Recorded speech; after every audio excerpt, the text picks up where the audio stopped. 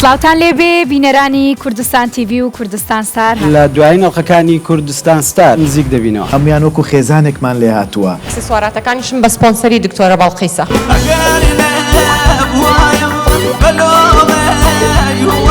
عشقامە گرانەوە یامە موزینە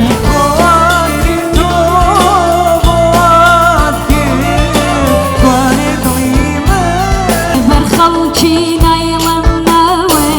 دینەوە ڕادینێ لە هێلانەی دڵی من